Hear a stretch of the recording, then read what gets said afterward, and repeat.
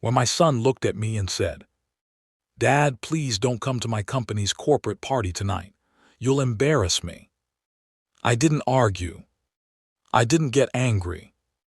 I just nodded quietly and told him I understood. After all, I was just a 69-year-old man in old shoes and a simple suit. At least that's what he thought.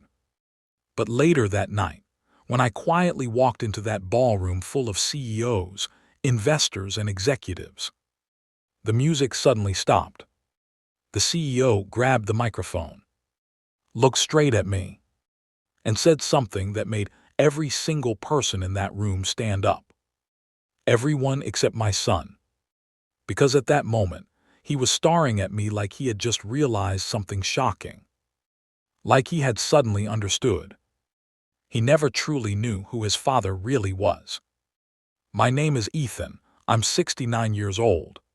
Welcome to my YouTube channel Moral Ecos, where silence speaks." The night I walked in. Narrated by Ethan, 69 years old. The quiet life of an old man. When you reach 69, life begins to slow down. Not because you want it to, but because the world moves faster than your footsteps. I live in a small house at the end of Willow Street. It isn't fancy. The paint on the porch railings is fading, and the wooden swing creaks when the wind blows. But this house holds my entire life. Every corner reminds me of my wife, Margaret. She loved simple things. Morning sunlight, fresh bread, the smell of rain on old wood. Margaret passed away 9 years ago. And ever since then, silence has become my closest companion. But there was always one thing that made me proud. My son, Daniel. He was smart, ambitious, and determined. The kind of young man who climbed ladders quickly. Today, he worked at one of the most powerful technology companies in the city.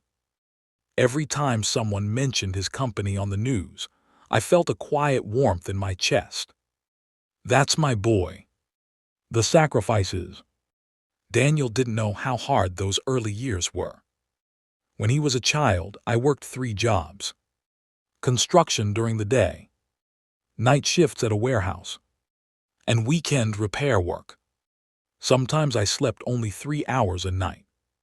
But whenever Daniel asked, "Dad, are you tired?" I always smiled. "Not at all, son." Because when you're a father, your child's future matters more than your own comfort. And slowly over the years, things improved. My construction company grew. Projects became bigger. Buildings taller.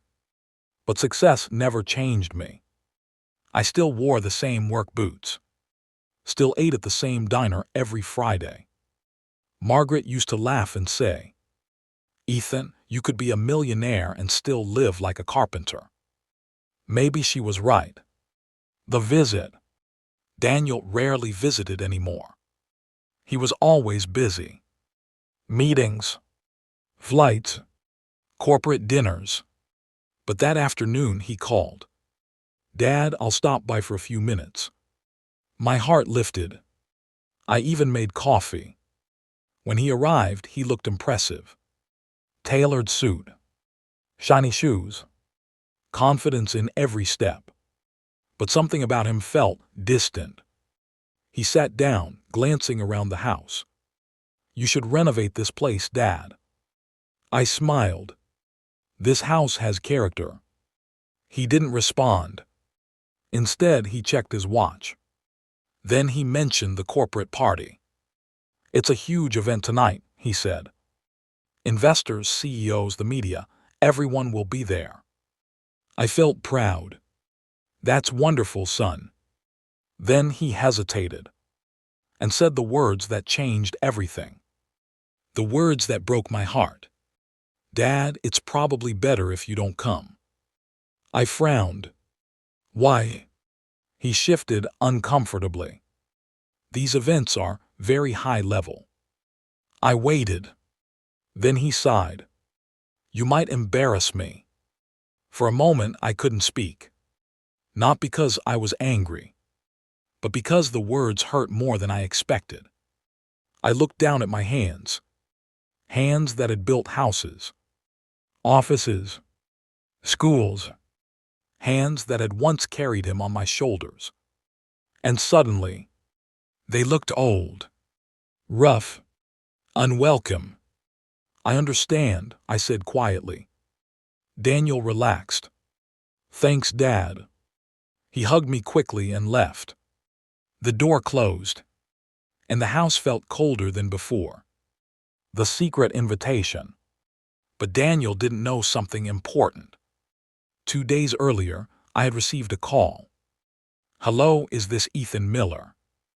Yes. This is Richard Lawson, CEO of Lawson Technologies. I almost laughed, but he continued speaking seriously. Your son speaks about you often.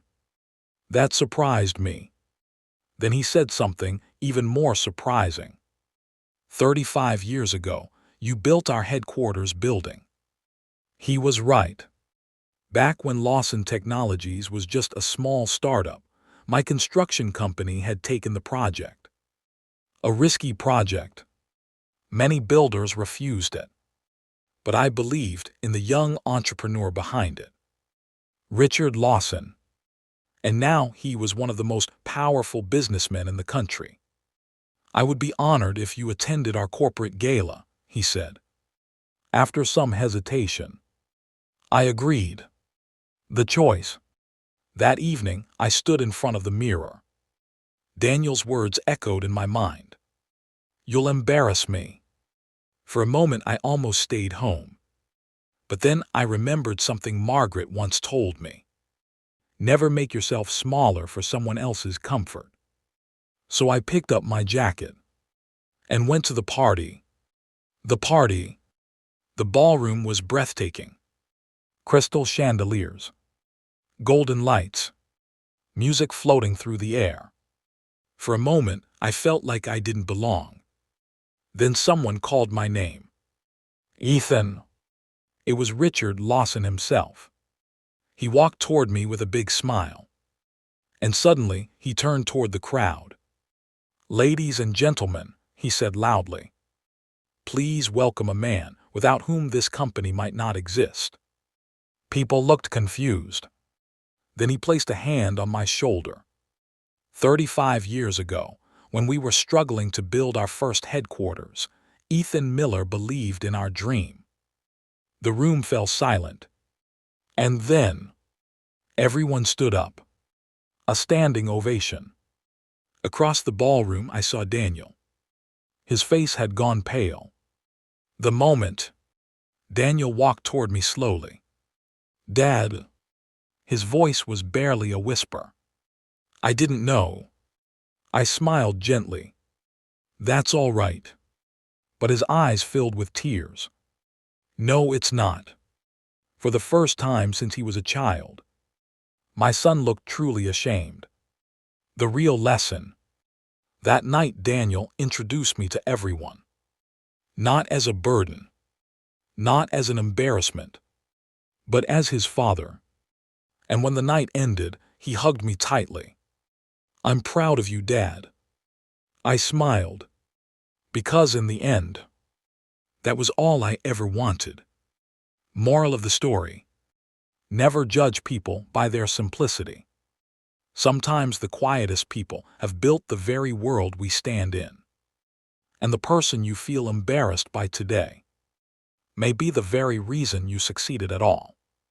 If this story touched your heart, don't forget to subscribe to the channel, because every story here leaves behind a lesson.